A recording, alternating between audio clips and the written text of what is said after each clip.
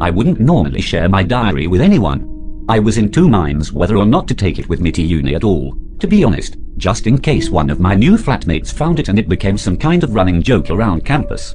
I had visions of it doing the rounds on WhatsApp, which wouldn't exactly have been the best start. In the end I compromised. Instead of writing in longhand, like I did back at home, I typed it all up on my laptop. Now I'm glad I did. It's going to make this whole thing easier. Now, rather than going through a notebook and typing up all the weird shit that's happened since I moved into halls, I can just copy it across to this post. I'm hoping someone here can help me make sense of it. I've tried talking to my housemates a couple of times about it all, but every time they've either taken the piss or they think I'm taking the piss.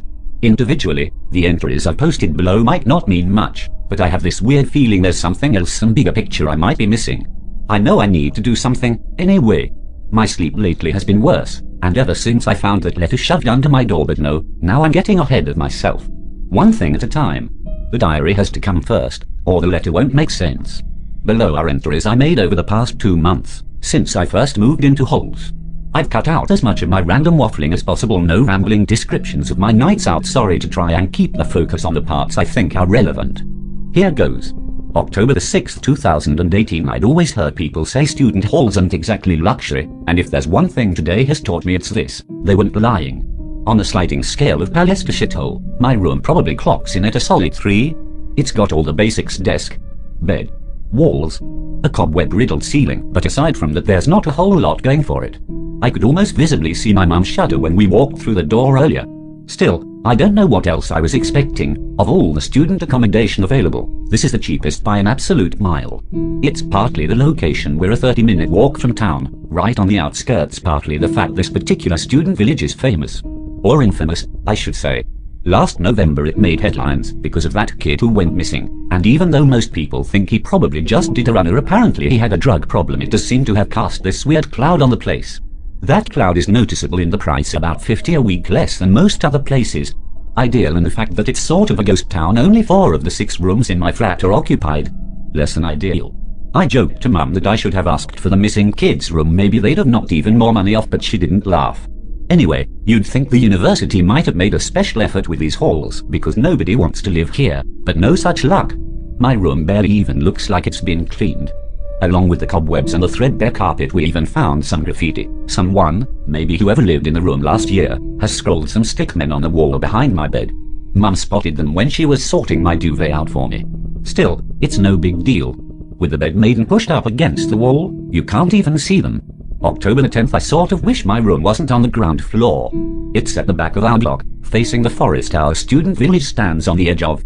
I thought that'd be good at first, quieter, decent view from the window, etc., but now I'm not so sure. It's creepy, to be honest. There's no problem during the day. It's actually quite nice being able to look out at the trees while I'm on my laptop. The night's different. I can occasionally hear shouts and laughter in the distance when people come back from the zoo, but apart from that it's silent. You'd think that would mean I'd sleep well, but it doesn't. Maybe I'm a bit homesick, or maybe it's just my body still getting used to this shitty mattress, but I've found myself waking up a lot in the night. It's ridiculous. I'm 18 now.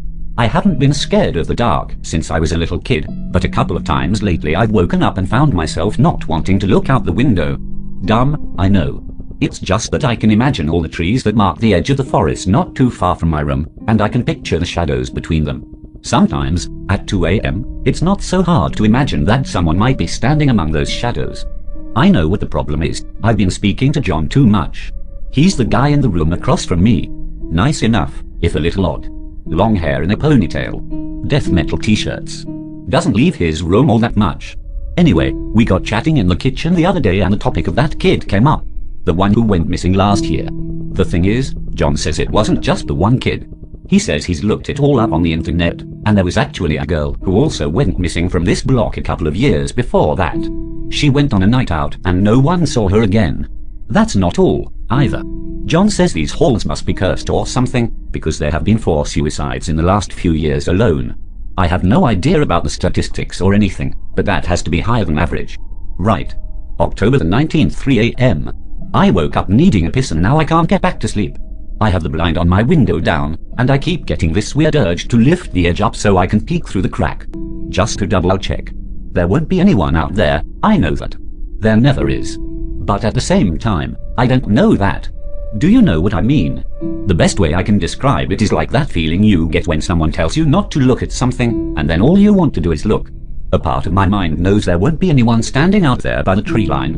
But another part of my mind, the part that keeps worrying and doesn't want to let me sleep, is telling me that I can't know for certain unless I peek out. Anyway, I'm trying to distract myself. Maths always used to send me to sleep at school, so I'm hoping it might do the trick this time. What I'm trying to work out are the odds, the probability, or whatever you want to call it, that my room used to belong to one of those kids. The ones that either went missing or killed themselves. I know it's grim, but I guess what John told me last week has stuck in my head. Besides, it's better than just sitting here doing nothing. There are 6 rooms in my flat, and there are 4 flats in our house. This student village is the smallest the university offers, only 4 houses, set out in a little quad shape. So that's 6x4x4. 96 rooms in total. According to John, over the past 3 years 2 kids have gone missing, and 4 have killed themselves. I don't know exactly what happened when, so I'm just going to go with an average of 2 a year. That's 2 out of 96. All of which means there's a 1 in 48 chance that my room, the room I'm sat typing in right now, actually belonged to one of them. I guess those are pretty low odds. And I guess that should make me feel better, but it doesn't. October the 20th, I don't know what the fuck to do. It's 4 in the morning, and I can't call my mum because she'll freak out. My flat is quiet and the only light on is in John's room, but I don't feel like I know him well to wake him. What would I say? Oh hi John, I know it's 4 in the morning and I've only known you 3 weeks, but I just got back from a night out and I'm pretty sure there's somebody outside my room. Would you mind coming and checking for me? No fucking way. At first I thought about going out and finding the campus security guard, but I don't even know if he'll still be working at this time. Besides, let's be honest, he wouldn't believe me. I've just come back from a club and I probably stink of vodka. If I do find him and tell him I'm worried because I think I might have seen someone standing on the edge of the forest, he'll think one of 2 things, either that I'm drunk and imagining it, or that I just saw some other drunk student out there. Someone who decided to go and explore the woods on a dare or some shit. I don't think I'll be able to convince him what I'm now sure of, that I did see someone out there, and it wasn't just a random student. It was someone watching my flat. It happened as soon as I got home. First I went to the kitchen to get myself a pint of water and a slice of leftover pizza, and then when I got back to my room the blind over my window caught my eye. It looked crooked. Like it hadn't been rolled down straight, or the bottom had caught on the windowsill or something. I went over to straighten it, and that's when I had the urge to peek out again. It was the same as last night. I knew there wouldn't be anyone out there, but I wanted to look anyway, just to make sure. This time was different though, I guess because I'd had a few drinks. Rather than hesitating, I just leaned over and did it. Wrenched the blind to the side in one quick motion. The light was on in my room, and I had to press my face close to the glass to see out. Someone was standing in the shadow of the tree line. They were about 50 meters or so away from my window, stood completely still. Just a silhouette. I couldn't make out any features in the murk. Here's the thing, though, what I knew in that moment, and what I still believe now, even as I'm starting to sober up, is that the person in the shadows was staring back at me. I couldn't see their face or make out any features, but I could just tell. They were standing there in the darkness watching my window, maybe even waiting there for me to peek out at them. I stared for a moment, probably in shock, and then I backed away from the window so fast I almost knocked over my desk chair. It took me a long time after that to work up the courage to look out the window again. I had this horrible idea that if I did, the figure wouldn't be over by the tree line anymore. They'd be standing directly on the other side of the glass, staring in. They weren't, though. When I finally did work up the courage to look out, just before I started writing this, there was no sign of anybody.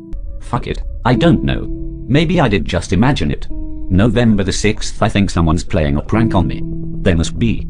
At first I thought it was the group of guys that live 2 flats above, who I've been hanging out most with over the past couple weeks. Just doing it for a laugh, because I told them the story about the person I thought I saw outside my room a couple of weeks back. Trying to have a bit of fun with me.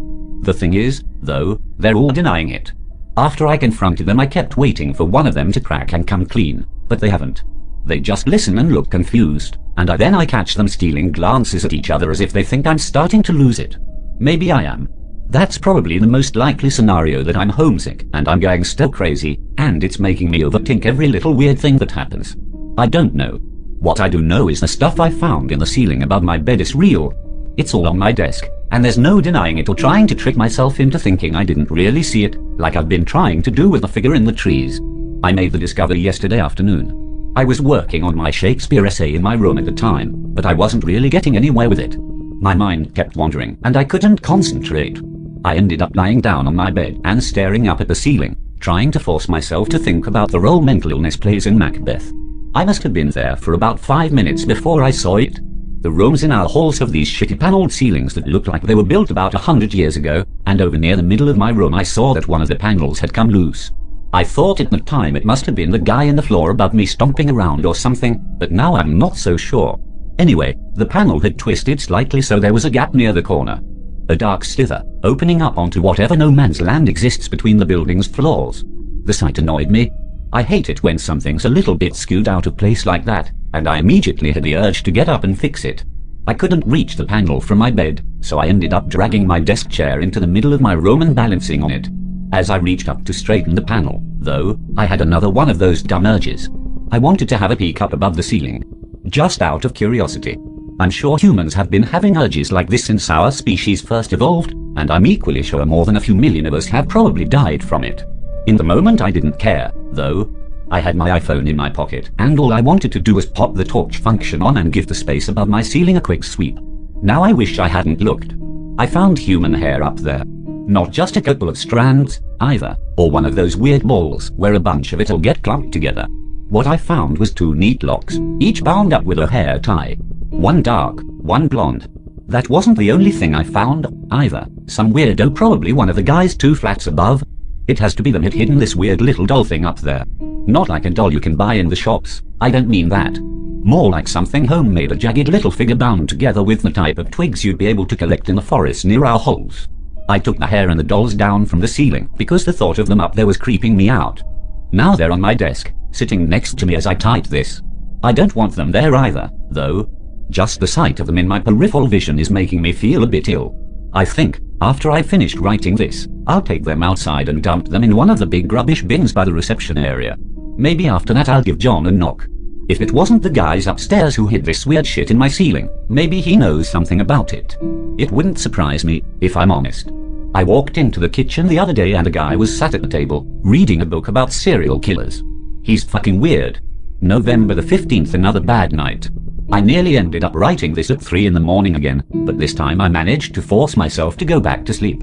Eventually. I kept getting close to drifting off, and then I'd keep jerking awake again, thinking I could hear tapping. That's what woke me this time. I'm sure of it. I was having this dream, more of a nightmare really, where I was trapped in bed, staring up at the ceiling. I wanted to get up, but I couldn't. I couldn't even move my head. My eyes were fixed on the ceiling tile in the middle of my room, and as I stared at it I could see that it was starting to move. Just to shift to one side, ever so slowly.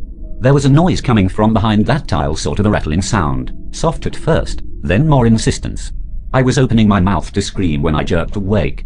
My duvet was all twisted and sweaty and my heart was hammering in my chest. My eyes immediately shot to the panel in my ceiling, but even in the darkness I could see it was still in its usual place. Of course it was in its usual place. I'd been dreaming, I knew I'd been dreaming, and it took me a few more seconds to realize why the feeling of dread in my stomach was still sitting there like a stone. Then I heard the rattling sound.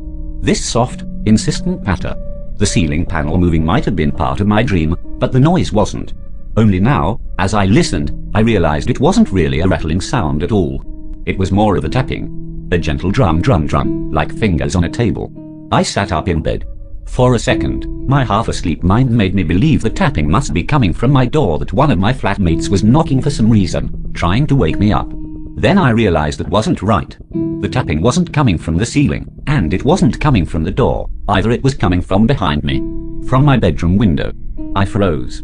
My heart was going double time in my chest and my skin felt hot cold, and I swear in that moment I was even more scared than I'd been when I thought I saw the figure outside, standing among the trees. I knew I had to peek behind the blind, but I didn't know how I'd be able to bring myself to. For a moment I seriously considered going and knocking on one of my flatmates' doors. I was that freaked out. But as I twisted out of bed and put my feet on the carpet whether to check the window or leave my room, I still hadn't decided. The tapping stopped. 10 minutes later, when I finally worked up the courage to lift the edge of my blind, there was no one there. Only the darkness and the trees. November the 22nd. I need to try and drink less when I go out.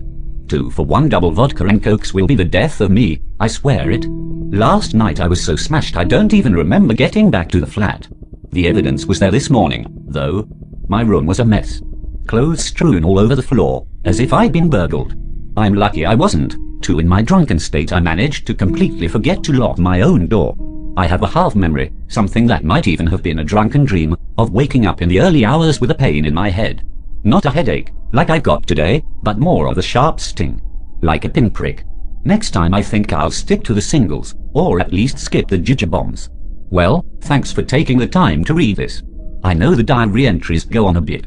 Copying it all out has actually been sort of therapeutic, though, in a way, because it's made me realize I might not need your help after all. Sitting here in the afternoon, writing this at my desk with the sunlight streaming in through my window, I actually feel kind of silly posting it at all. Because when you look at all the evidence together, the answer's obvious, isn't it? The whole thing's a prank. It must be. The only thing I'm still not sure of is who's behind it, John, or the guys who live 2 floors above me. I'll have to speak to them all again and get to the bottom of it. Whoever it is, they deserve some kudos. The letter I found shoved under my door yesterday really is quite impressive. I have to admit, it freaked me out a bit at first. It's very well done. The person behind it has to be someone who's been in my room at some point, too. They even added a little stickman to the bottom of the paper, which is a pretty accurate copy of the ones my mum discovered on the wall behind my bed, back when I first moved in. I've copied the letter below, exactly as I found it. Don't spend too much time agonizing over it like I did, though. It's clearly just gibberish. To the occupier of flat 1, room 6, you're in my old room. I thought I would write you this note to make sure you're treating it well. It's a special room, and you have the key. That's a rare gift. It's your gift, now. Something to cherish. Some people take pride in their car, or their face, or their hair. I take pride in my collections. The main thing I've been collecting for the past 3 years is keys. Your key might be my favorite yet. Did you know a key is to a room what a soul is to a person? One lives in the other. One grants access to the other. It's like a row of china dolls. To get the person, you need the soul, and to get to the soul, all you need is the smallest part of the person. A blood-stained likeness. A lock of hair. Anything. I keep my keys in a box. And I'm the only one who knows how to unlock it.